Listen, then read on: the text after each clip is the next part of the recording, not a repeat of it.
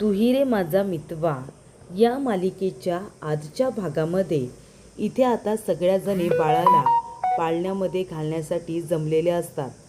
तेव्हा इथे आजी ईश्वरीला म्हणतात की ईश्वरी चल आता बाळाच्या कानामध्ये बाळाचं नाव सांग बरं. तेव्हा ईश्वरी म्हणते हो, आणि ती बाळाच्या कानामध्ये बाळाचं नाव हळूच सांगते आणि कुर्र असं जोरात ओरडते. त्यानंतर ती म्हणते या अंजलीताई सगळ्यांनी इकडे या. आणि मग सगळ्या बायकांनी पाळण्याला हात लावायचा आणि बाळाला झोका द्यायचा आणि एक गाणं म्हणायचं, हलके हलके जोगवा बाळाचा पाळणा. हे गाणंसुद्धा आता म्हटलं जातं. त्यानंतर प्रेक्षकांनो इथे आता बाळाचं नाव हे लिहून ठेवण्यात आलेलं असतं. फक्त त्या नावाचं उद्घाटन हे आता आईवडिलांच्या हातून करण्यात येणार असतं. तेव्हा ईश्वरी म्हणते आत्तापर्यंत आपण बाळाला इथे शोना, छकुली अशा शब्दांनी हाक मारत असतो, पण आज खऱ्या अर्थाने बाळाला त्याचं नाव मिळणार आहे आणि तेच नाव पुढे जाऊन त्याची ओळख असणार आहे. त्यामुळे बाळाचं नाव आम्हाला माहिती आहे, पण तुम्हाला कुणाला माहिती नाही आहे. बाळाचं नाव आता आम्ही इथे लिहून ठेवलेलं आहे, पण ते आम्ही तुम्हाला दाखवणार नाही. तर तो मान आहे बाळाच्या आईवडिलांचा. तर ही दोरी खेचली की मग नाव इथे आता तुम्हाला दिसणार. तेव्हा ईश्वरी म्हणते या ताई जिजू या, ही दोरी खेचा म्हणजे बाळाचं नाव तुम्हाला दिसेल. तेव्हा इथे राकेश आणि अंजली दोघेजणं पुढे येतात. ती दोरी खेचली जाते आणि बाळाचं नाव इथे आता रिव्हील होतं. बाळाचं नाव ठेवण्यात आलेलं असतं कर्णिका. आणि तेव्हा मामा म्हणतात अरे वा, बाळाचं नाव आहे कर्णिका, चला चला टाळ्या वाजवा. सगळेजणं टाळ्या वाजवतात, बाळाच्या नावाचं स्वागत करतात. पण जेव्हा दोरी खेचली जाते ना, तेव्हा गुलाबाच्या पाकळ्यांबरोबरच काही फोटोज पडलेले असतात आणि ते फोटोज असतात सुप्रिया आणि रमाकांत काकांचे. आणि ते फोटो ठेवलेले असतात वल्लरीने, कारण वल्लरीला तमाशा करायचा असतो ना, म्हणून. इथे आता सुप्रिया ही राजशिर्केंच्या घरी काही आलेली नसते, त्यामुळे इथे तिचं भांडाफोड करायचं असतं. राकेशला त्याबद्दल काही कल्पना नसते, पण प्रेक्षकांनो त्याने आता बाजू मात्र घेतलेली असते. जेव्हा ते फोटोज खाली पडतात तेव्हा सगळेजण शॉक होऊन जातात. तिथे जमलेली जी माणसं असतात तीसुद्धा शॉक झालेली असतात. ती चर्चा करायला लागतात. मामा म्हणत असतात माफ करा, पण इथे आता बारशाचा कार्यक्रम झालेला आहे, नाव ठेवले कर्णिका आणि प्लीज तुम्ही आता निघा, आमच्या घरात थोडासा प्रॉब्लेम झालेला आहे. सर्व बायका आता चर्चा करतच तिथून निघून जातात. ईश्वरी अर्णवला खूप मोठा धक्का बसतो ते फोटोज बघितल्यानंतर. ईश्वरीला कळतच नाही की ते फोटो अचानकपणे कुठून आले. आणि घरातले सगळे लोक इथे आता फोटो बघून आश्चर्यचकित झालेले असतात. आजीला तर चक्करच येते. सगळेजण आजीला सावरण्यासाठी पुढे जातात. आजीला पाणी वगैरे प्यायला दिलं जातं. तेव्हा प्रेक्षकांनो आजी इथे संपूर्ण चांगुलपणा बाजूला ठेवते आणि ईश्वरी म्हणते आजी तुम्ही ठीक आहात ना. तेव्हा आजी उभ्या राहून स्वतःमध्ये जेवढी ताकद असते ना तेवढ्या जोरात आता ईश्वरीच्या कानाखाली दिलेली असते. ईश्वरी खूपच जास्त टेन्शनमध्ये येते. तिला असं वाटतं की अचानकपणे चांगल्या हसत्या खेळत्या कार्यक्रमामध्ये हे फोटोज कुठून आले. तेव्हा इथे आजीने आता थोबाडीत दिल्यानंतर अर्णवला सगळ्यांना खूप मोठा धक्का बसतो. ईश्वरीला काहीही न विचारता, तिच्याकडून काहीही जाणून न घेता डायरेक्ट एक फोटो बघून तिच्या थोबाडीत देण्यात आलेली असते. तेव्हा इथे आजी म्हणत असते हे सगळं काय आहे ईश्वरी, ज्या बाईने माझ्या मुलीचा सात्विकाचा संसार उद्ध्वस्त केला त्या बाईची मुलगी आहेस तू, आणि तू आमच्या घरामध्ये येऊन इतक्या चांगल्या पद्धतीने वावरतेस. ज्या बाईने माझ्या मुलीचा संसार उद्ध्वस्त केला, जी तिच्या मृत्यूला जबाबदार आहे, त्या बाईचं आम्ही आयुष्यात कधी तोंड बघणार नाही असं ठरवलं होतं. पण ती बाई तुझी आई होती आणि त्यामुळे मी तुला या घरामध्ये अजिबात आता राहू देणार नाही आहे. त्या बाईच्या मुलीला सुद्धा आमच्या या घरामध्ये जागा नाही आहे, कळलं तुला? तेव्हा तू इथे 1 मिनिटसुद्धा राहायचं नाही, आम्हाला तुझं तोंडसुद्धा बघायचं नाही आहे. आत्ताच्या आता तू इथून निघून जायचं असं आजीने ईश्वरीला सांगितलेलं असतं. तेव्हा ईश्वरी म्हणते, आजी असं करू नका, एकदा ऐकून तरी घ्या ना. तेव्हा इथे आता सगळेजण ईश्वरीला बोलायला लागतात. मामा म्हणत असतात की ईश्वरी, हे सगळं तुला आधीपासून माहिती होतं. ज्या बाईमुळे आमचं घर इथे तुटलं, ज्या बाईमुळे माझ्या सात्विका ताईने आत्महत्या केली, इथे अर्णव आणि अंजली दोघेजण अनाथ झाले, जणू काही इथे रस्त्यावरतीच आले होते तुझ्या आईमुळे, आणि हे सगळं तुला माहिती होतं तरी गप्प बसलीस. तेव्हा आकाश म्हणत असतो, ईश्वरी हे सगळं काय आहे? हे फोटोंचं सत्य तुला माहिती असेलच ना, मग तरीसुद्धा हे फोटो इथे कसे काय आले? आणि जर सगळं माहिती होतं तर आम्हाला का नाही सांगितलंस? तेव्हा अंजली म्हणत असते, तेव्हा हिच्या आईने माझ्या आईचा संसार उद्ध्वस्त केला होता, आणि आता ही सुद्धा आली आहे आपल्या घरामध्ये वाद निर्माण करण्यासाठी. तेव्हा प्रेक्षकांनो, इथे आता सगळे लोक ईश्वरीला बोलत असतात. वल्लरी तर म्हणत असते, काय गं हे ईश्वरी, हे फोटो इथे तू मुद्दामून ठेवलेस ना, आम्हाला सगळ्यांना त्रास व्हावा म्हणून? तुला सत्य माहिती होतं तरी मग आमच्यापासून का लपवून ठेवलंस? काय मिळालं काय तुला हे सगळं करून? तेव्हा आजी म्हणते, बास झालं, या विषयावरती चर्चाच नको.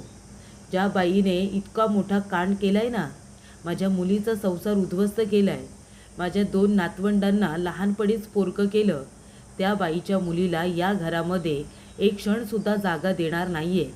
चल ईश्वरी, चालती हो आत्ताच्या आता इथून, आम्हाला तुझं तोंड पण बघायची इच्छा नाही, चालती हो इथून. आणि ईश्वरीला धक्का देऊन घरातून हकलून दिलं जात असतं. ईश्वरी बिचारी काहीसुद्धा बोलत नाही, शांतपणे ती निघून जात असते. पण इथे अर्णवला अजिबात या गोष्टी पटत नाही. अर्णव ईश्वरीला कुठेही जाऊ देत नाही. घर सोडून जाणाऱ्या ईश्वरीला अर्णव जाऊन आता थांबवतो, तिचा हात पकडतो, तिला थांबून घेतो आणि म्हणतो, मी सिंदोर, तू कुठेही जाणार नाही आहेस, तुला हे घर सोडून जायची गरज नाही, कारण हे घर तुझंसुद्धा आहे. माझी बायको कुठेही जाणार नाही आहे, कळलं तुम्हाला? तेव्हा अंजली म्हणते, चिंटू अरे काय झाले काय तुला? अरे ह्या मुलीच्या प्रेमात इतका आंधळा झालायस की तुला काही गोष्टी स्पष्टपणे दिसूसुद्धा नाही. अरे आपल्या आईवडिलांचा संसार ज्या बाईमुळे उद्ध्वस्त झाला, त्या बाईची मुलगी आहे ही, आणि तरीसुद्धा सत्य तुला समजलं आहे, तरी या मुलीला तुला घरामध्ये ठेवून घ्यायचं आहे, तुला काहीच कसं वाटत नाही रे? तेव्हा इथे मामा म्हणत असतात, अर्णव अरे आता तुला गोष्टी समजल्यात ना, तरीसुद्धा तुला या घरामध्ये हिला ठेवून घ्यायचं आहे का? कशासाठी? माझं असं म्हणणं आहे, ही मुलगी या घरामध्ये राहणार नाही आहे, आताच्या आता हिला घरातून हाकलून दे चिंटू. इथे आजीसुद्धा आता पूर्णपणे चेंज झालेली असते. आजी म्हणते, आम्ही तिला या घरामध्ये नाही राहू देणार. वल्लरी म्हणते, हे फोटोज बघितलेस ना तू अर्णव? अरे या फोटोमध्ये तुझ्या बाबांना फसवणारी व्यक्ती हिची आई आहे, ती सुप्रिया, आणि हे माहिती असतानासुद्धा तू हे सगळं बोलतोयस? तेव्हा अर्णव म्हणतो, हो, कारण जी गोष्ट तुम्हाला आत्ता समजली आहे ना, ती गोष्ट मला कधीच समजली होती. त्यामुळे काहीही झालं तरी एका फोटोवरती विश्वास ठेवून तुम्ही इथे ईश्वरीला घरातून हकलून देऊ शकत नाही, त्याला काही अर्थच नाही आहे. तेव्हा अर्णव म्हणत असतो, महत्त्वाची गोष्ट जे घडलं त्यात मी सिंदोरची काही चूक नाही आहे, आणि तुम्ही जे काही आता माहिती करून घेण्याचा प्रयत्न करताय ना, ते सत्यसुद्धा नाही आहे. मला जेव्हा कळलं तेव्हा माझासुद्धा असाच थरकाप उडाला होता, मलासुद्धा हे सत्य वाटत होतं, पण आता मला कळलं आहे तो फोटो खरा नाही आहे. त्याच्या मागे जी स्टोरी आहे ना, ती खूप मोठी स्टोरी आहे. बाबांना आणि आईला कुणीतरी फसवण्याचा प्रयत्न नक्की केला होता, पण त्याच्यामध्ये इथे मी सिंदोरच्या आईची, सुप्रिया काकूंची काही पण चुकी नाही आहे, हे आता अर्णवने मान्य केलेलं असतं. आपल्या घरातल्या लोकांना म्हणत असतो, त्या फोटोवरती विश्वास ठेवून तुम्ही मी सिंदोरला घराच्या बाहेर काढू नका.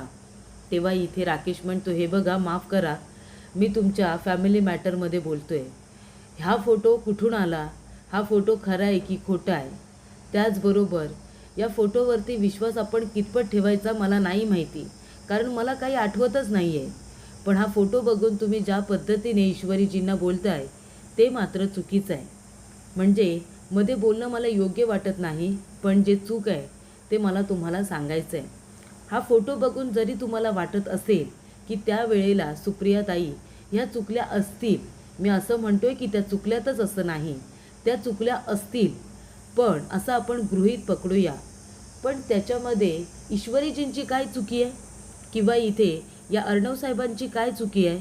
ते दोघे जण सगळ्यांशी किती नीट वागतात, सगळ्यांशी किती चांगलं बोलतात, ईश्वरीजी घर सांभाळतात, सगळ्यांवरती किती प्रेम करतात, सगळ्यांना जीव लावतात. ते पुरेसं नाही आहे का? म्हणजे एक फोटो बघितलात, एक माणूस चुकीचा वाटतोय म्हणून तुम्ही या माणसाला चुकीचं म्हणून घरातून हाकलून देताय, ते काही योग्य नाही. या सगळ्यामध्ये ईश्वरीजींची काही चूक नाही आहे, तेव्हा तुम्ही त्यांना घरातून बाहेर हकलून देऊ नका, ते चुकीचं आहे असं आता राकेश म्हणतो. तेव्हा अर्णव काय म्हणतो की थँक्स, तुम्ही जे काही बोललात ते बरोबर आहे. तुमचं बोलणं ऐकून माणुसकी अजूनही जिवंत आहे असा मला विश्वास बसला, असं आता अर्णव म्हणतो. तेव्हा इथे शुभंकरला आता घरी आणलेलं असतं. तो आता जागा होऊन त्याला बाहेर आणलेलं असतं. नम्रता म्हणते, शुभू ठीक आहेस ना तू, तुला बरं वाटतंय ना? तेव्हा इथे शुभू म्हणतो, हो मी ठीक आहे, पण तुमचं काय, तू साडी नेसली होतीस ना, बारशाला जाऊन आलीस सुद्धा. तेव्हा नम्रता म्हणते, शुभू अरे तुला इतकं लागल्यानंतर आम्ही बारशाला कुठे जाणार, आम्ही नाही गेलो बारशाला. बरं तू सांग, तुला बरं वाटतंय का? तो म्हणतो, हो हो मी आता बरं आहे.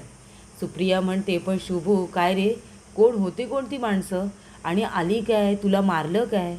तेव्हा शुभू म्हणतो, काकू खरं सांगू का, ती माणसं कोण होती, कुठून आली, मला काहीच आयडिया नाही आहे. मी खरंच सांगतोय, ती माणसं अचानकपणे घुसली आणि मला मारलं आणि निघून गेली.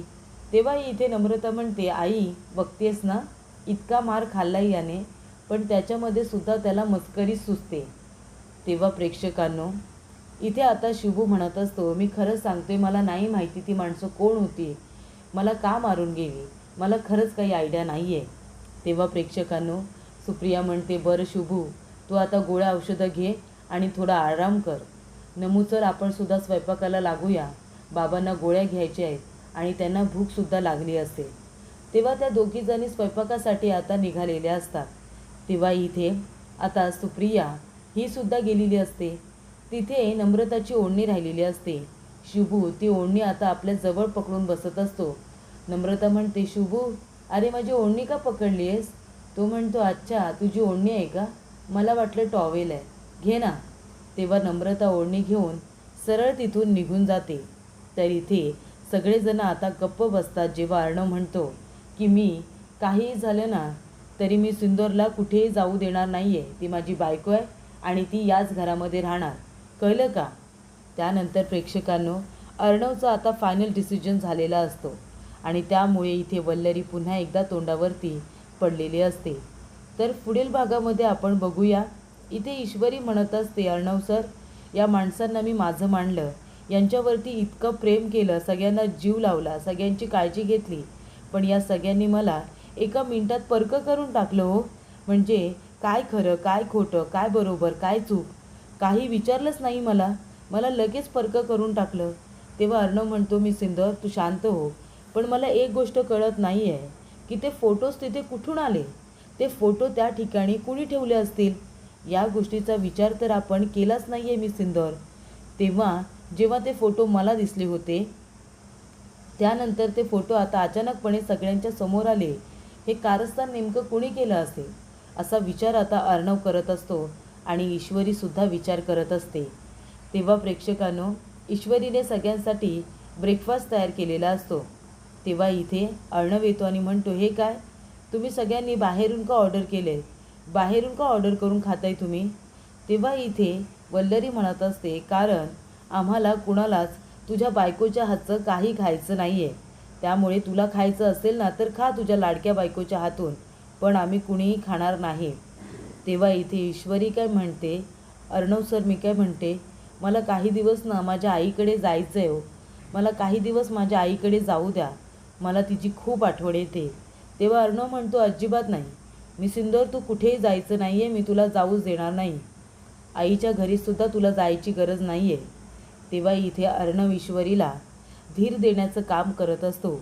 या लोकांना घाबरून तुला कुठेही जायची गरज नाही, असं आता अर्णव ईश्वरीला स्पष्टपणे सांगतो.